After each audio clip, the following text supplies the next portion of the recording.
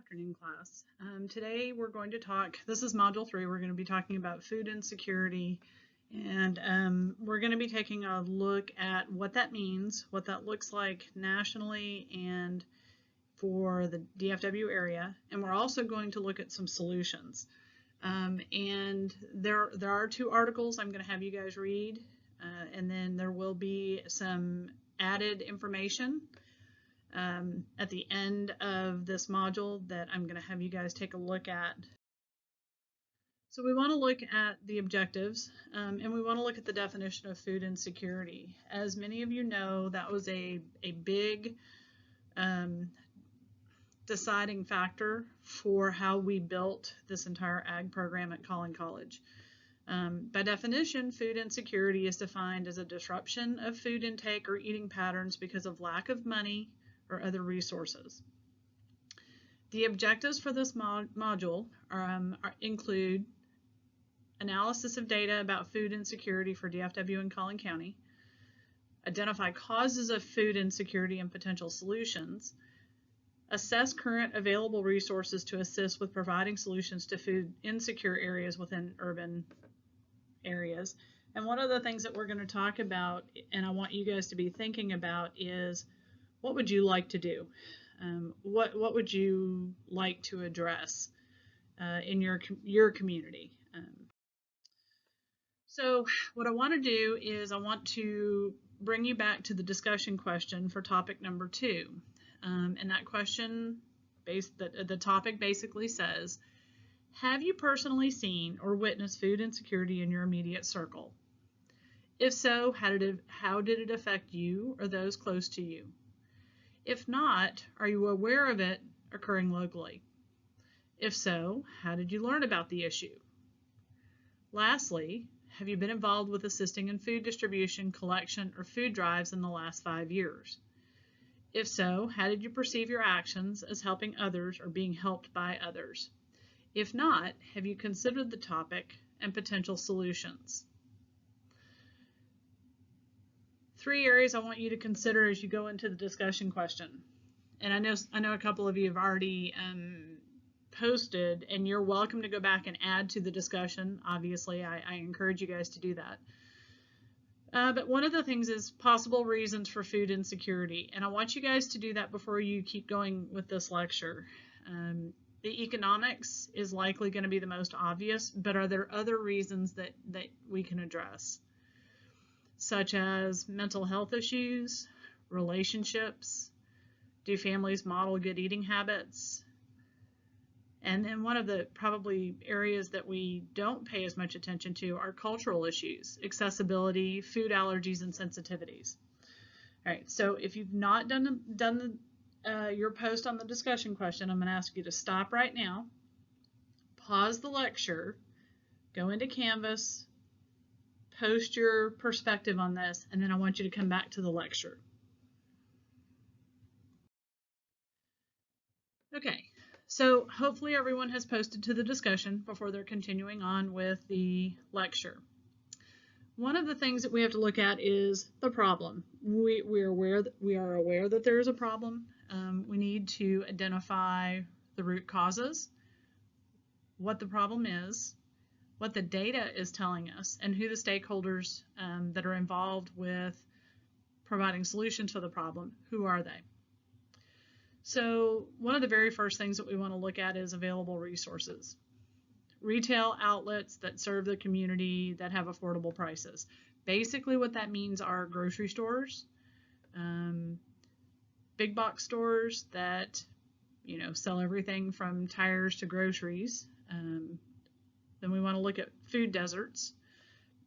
Essentially, a food desert is an area where retail grocery stores have left the community or are choosing not to move in and build a storefront. Economic factors. We have to look at the income of residents. We also want to look at their workforce training. And then lastly, we want to look at community support. What's there for individuals and families? What's already in place that maybe they're not utilizing, and what can be done differently. Then we want to look at USDA data. We're going to look at the US, we're going to look at Collin County, and we're going to add in some information about DFW. I promise I'm going to try not to overwhelm you with data. But if I do, again, ask questions. I hope that I'm responding to all of your questions through Canvas or through direct email. You can use either of those choices. And I really have enjoyed the questions that many of you are asking and the input that you give me. That's valuable as we're building this program and going through the first round of all of these courses. Lastly, we want to look at stakeholders. That's going to include your school districts, community services, churches, local employers, and other possible volunteer organizations. All right, so available resources. When you do a quick search about food deserts, one of the things that you're going to find are stories. And stories are really the root of why we need to address these issues. We're talking about families, and in many cases we're talking about single parent families. We're talking about extended families that have lived in a poverty cycle for generations and have not found a way out. So transportation is going to be one of those issues.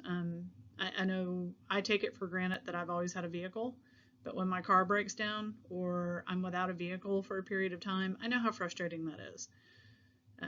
We have people who live in our communities who can't afford a car, and we don't have public transportation that's accessible to them.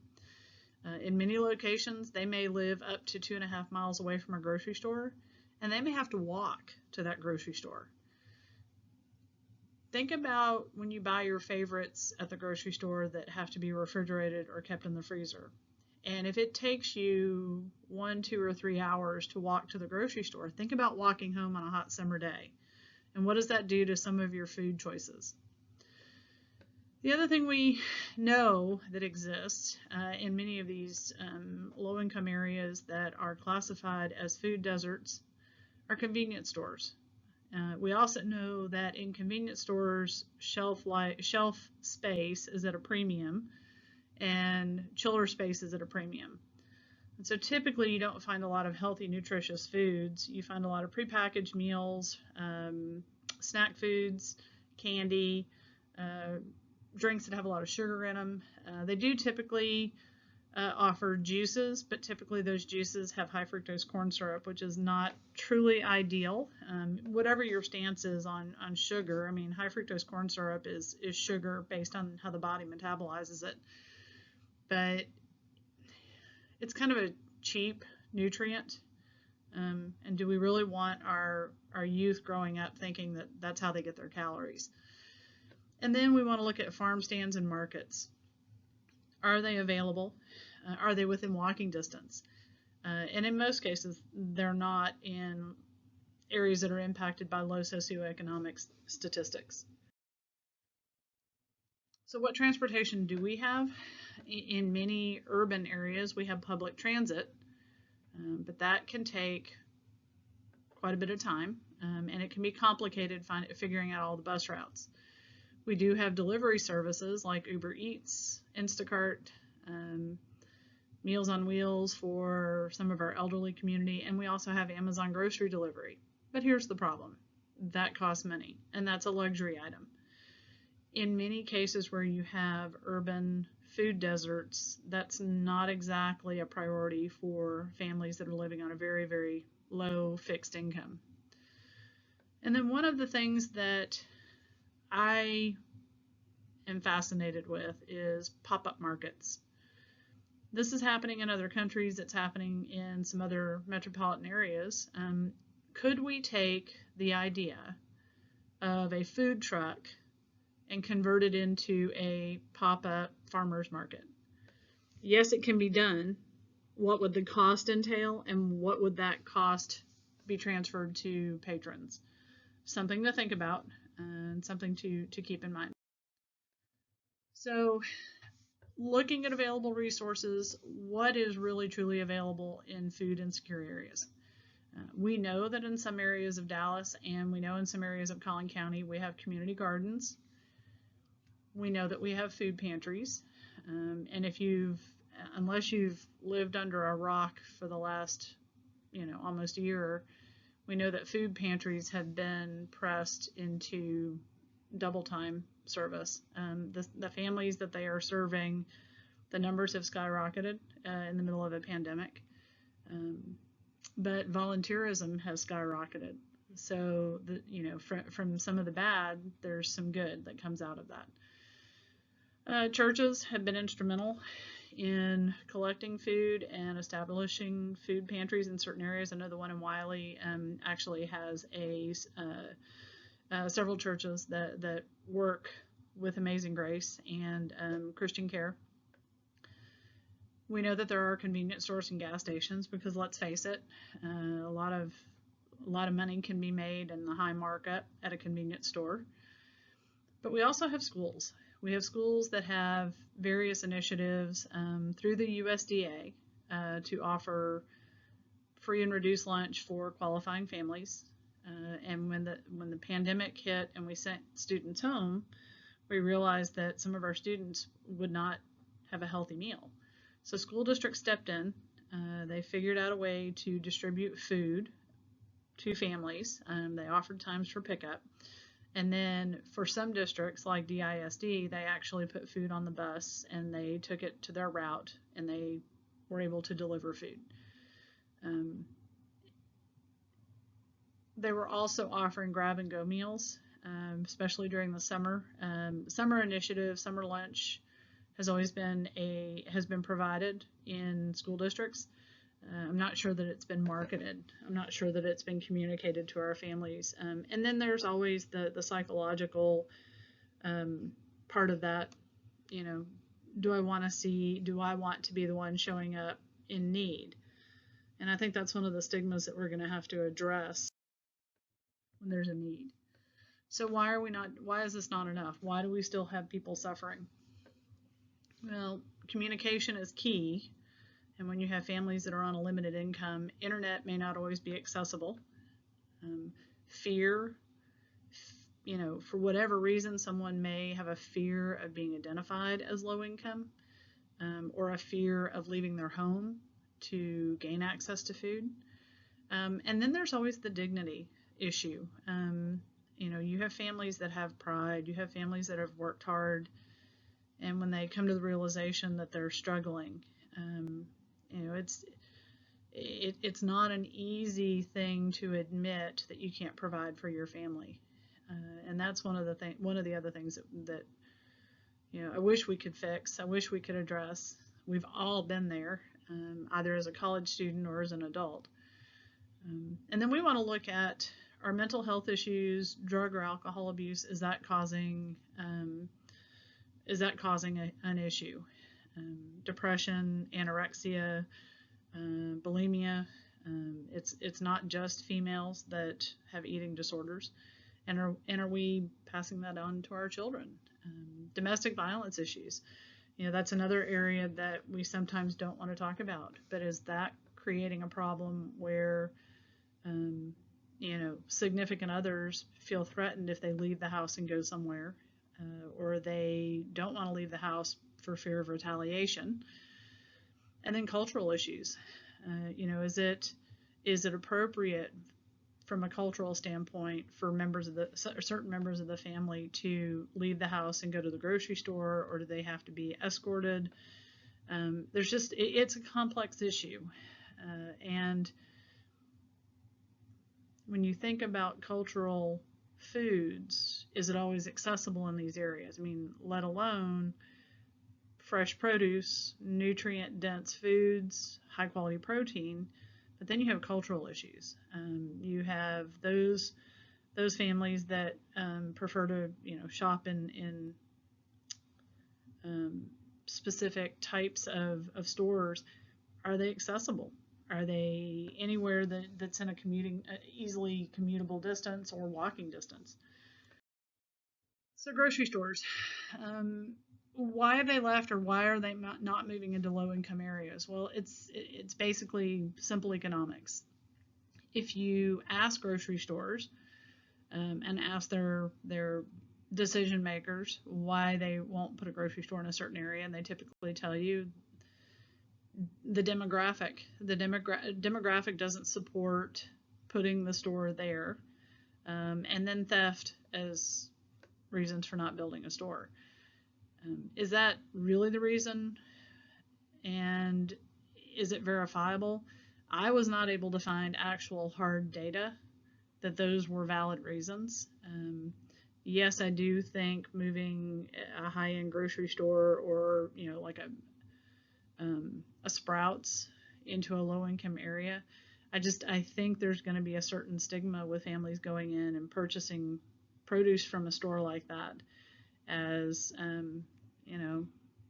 that's not what this community does. So I do think there is some community negativity that can be addressed. Other communities have Dollar Store, Dollar General, Dollar Tree, and in many of those stores, they have produce. You can go in and buy a gallon of milk. You can't go in and buy fresh lettuce. You can buy cheese, but you can't buy fresh fruit. So they're dipping their toe in the water, and they have some items, but do they have what we would consider components of a healthy, balanced diet? And then we want to address filling the gaps.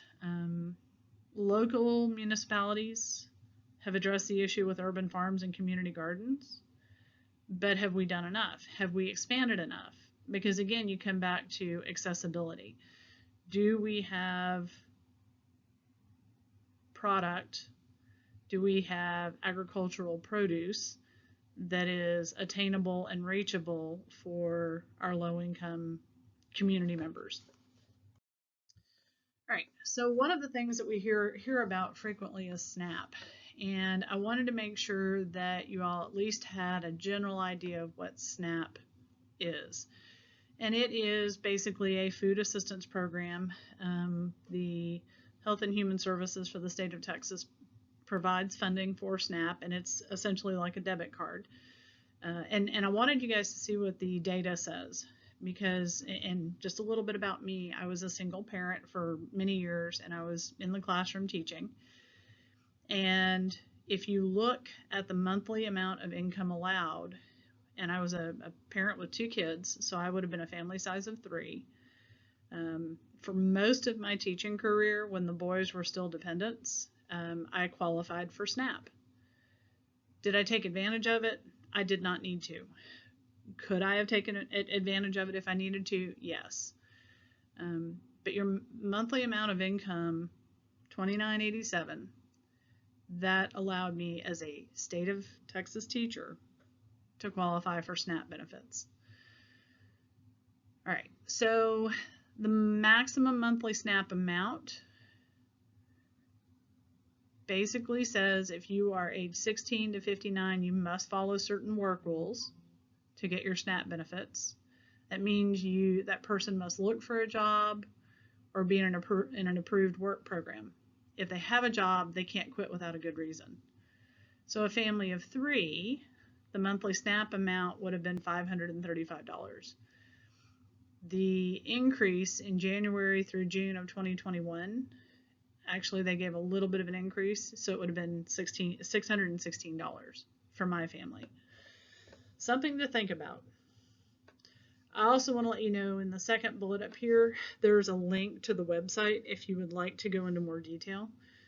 But without SNAP, many of our families wouldn't survive. Okay, so this is a graphic that I've used for several presentations. And the reason why I like to use it is because it sums up everything in one pathway.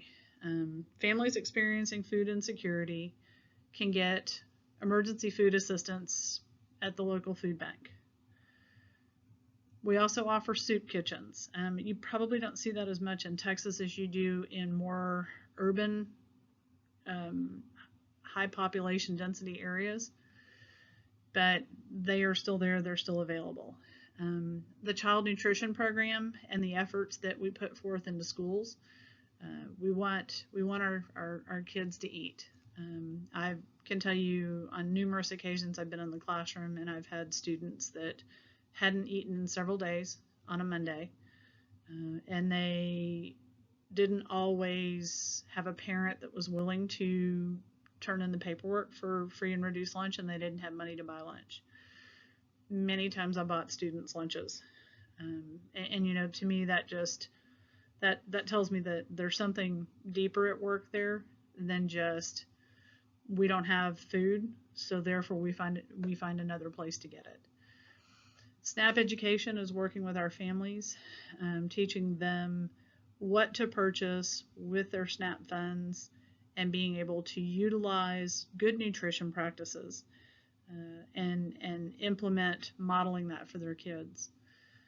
Gardening is the next step. There is a certain lack of gardening instruction and agriculture instruction for elementary, junior high students. That is something that we can also address with school gardens. I know in my teaching career, as young as 4th graders, we did a school-wide gardening project, and we incorporated science and math with that class. The students loved it. We had a great time working on it, and we had businesses that got involved. Shortly after I left to go do my student teaching at another campus, that garden then was no longer maintained. So it does take a community effort and community desire to keep those things going. Farmers markets, we know that they exist, but do we know when they're open? Do we know what they carry? And how can we get them to our food insecure areas? Food production and farms, that's critical, whether it's an urban farm, whether it's a small producer or a large producer. We're still focused on developing a food crop that is healthy and nutritious. And then the last aspect of this is youth education. Are we modeling for our children and for our students, our younger students, what's healthy, what's beneficial, and maybe what to avoid?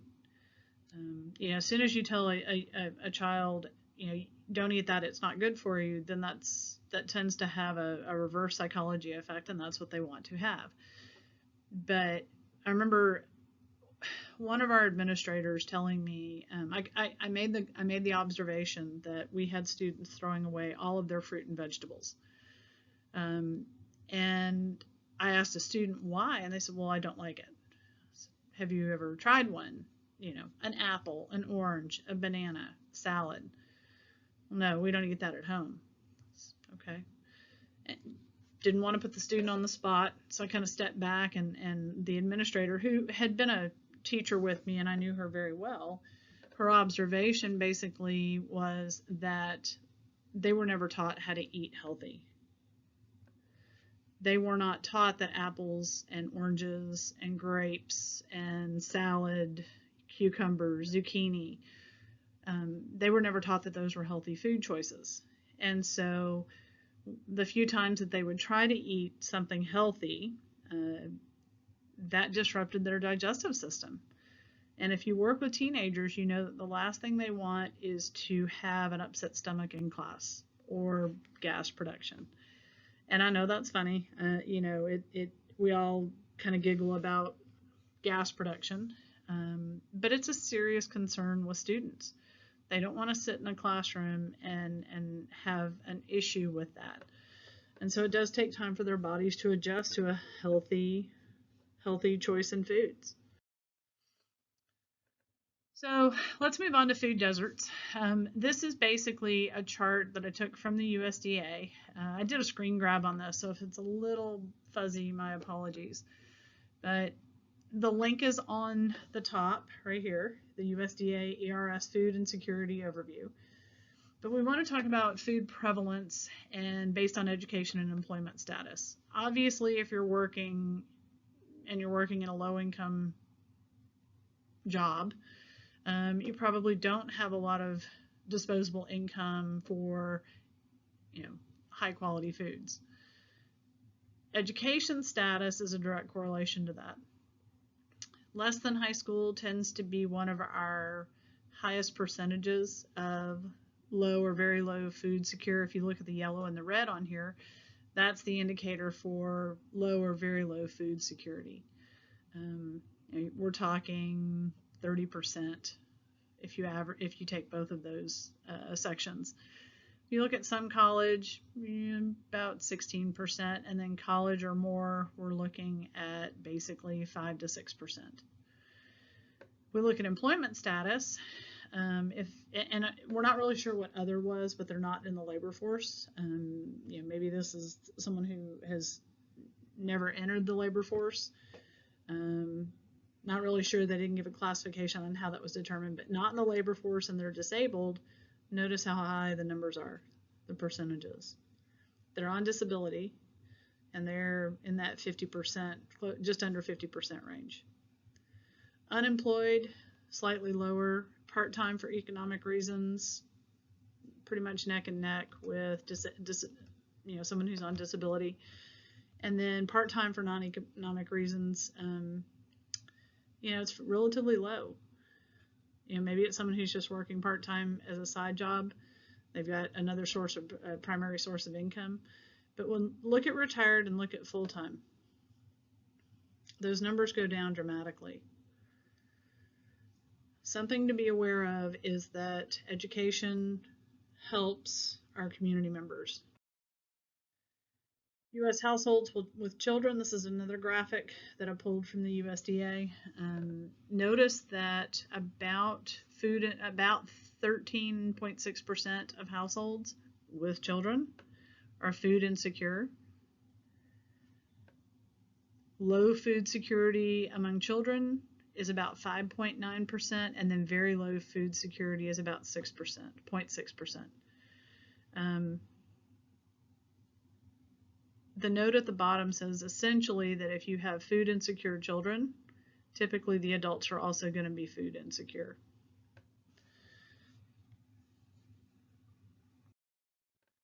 Okay.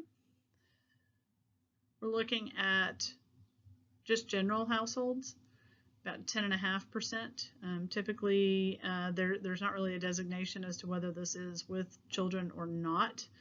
But this graphic essentially tells you that we're dealing with about a 10.5% food insecurity in the U.S. And this is from the 2019 survey. All right, so this is a graphic. There is an atlas that you can go to, Food Insecure Atlas, on the USDA website. And what I did is I pulled a couple of these. So if you'll bear with me over the next couple of slides, we'll talk about what that means. In this case, I pulled basically the 4 main counties that make up DFW. We've got Denton, Collin, Dallas, and most of Tarrant County. I cut a little bit off of it, but this is simply a map. Everything that's in blue is identified as low income. And this was from 2015 data. They didn't have anything that was more recent. This is the same map, and what I did is I did low income and low access to food, which is this goldenrod color. So you'll notice, and I'm going to go back to the other slide. Well, it's not going to let me go back to the other slide. Okay, so Collin County data, 2015. What I did is I pulled low income, low access, and low vehicle access. And I did an overlay of all 3 of these. And I went ahead and put the link in the slideshow. And this is simply Collin County. If you'll notice, we're low access, 1/2 to 10 miles. That is basically access to a grocery store. Typically, with the data, they look at tracts in which there are at least 500 people. So housing developments, apartment complexes. 33% of the population lives further than a 1/2 mile. They're classifying that as urban, or 10 miles rural from the nearest supermarket. This is McKinney right in the middle. Okay.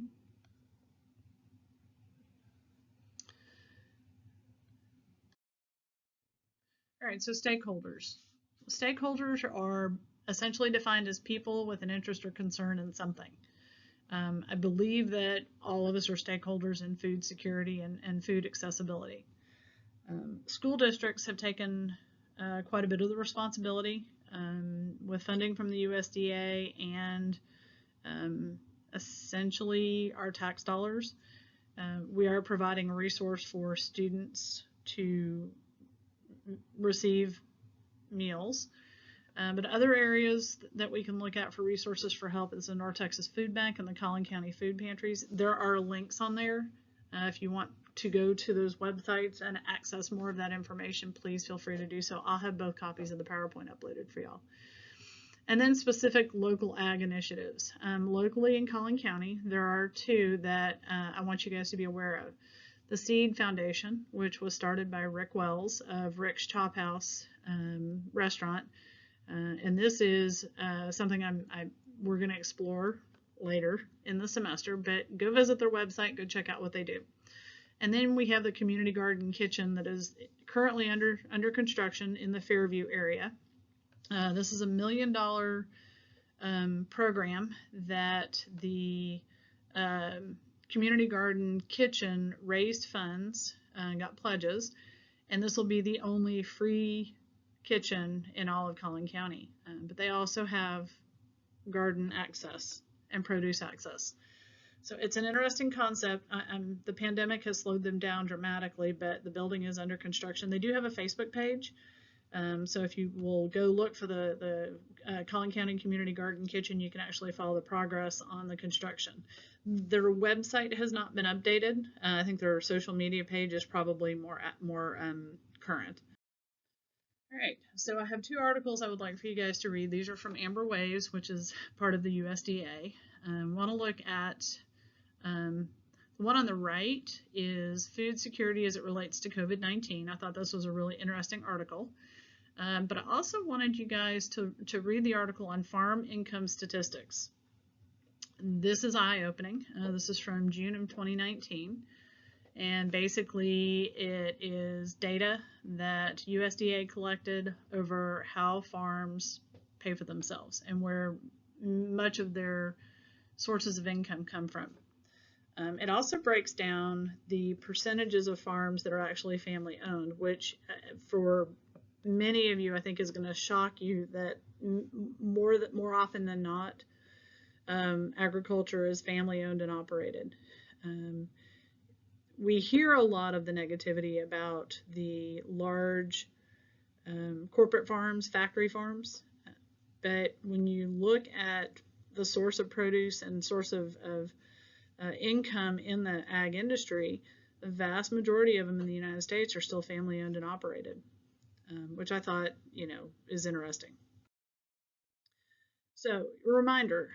Quiz number 3, I'm going to go ahead and open it on Friday the 5th instead of Sunday or Monday the 8th. So you'll have an extra couple of days to do this quiz. I'm hoping that this is working with your schedules and that you guys are finding enough time to take care of the activities that I'm asking you guys to do for this course. Again, if not, or you've got questions, always ask. I'm finding out that responding through Canvas is pretty quick. If I have access to Canvas, I don't always from the farm simply because of the internet. But if you have you have an emergency question, send it to my Collin.edu, athornton@collin.edu email, and I will get back to you typically on Sunday evening. If you have questions, please ask. I do want you guys to realize that the discussions are going to start to overlap with some of the modules, and that's done intentionally. Because you can't really go through the study of sustainable agriculture and the components of what makes up sustainable ag and what we're needing to address without actually going through the discussion stage. So that's something that's critical. As always, email me if you've got questions and let me know how it's going. I appreciate you guys.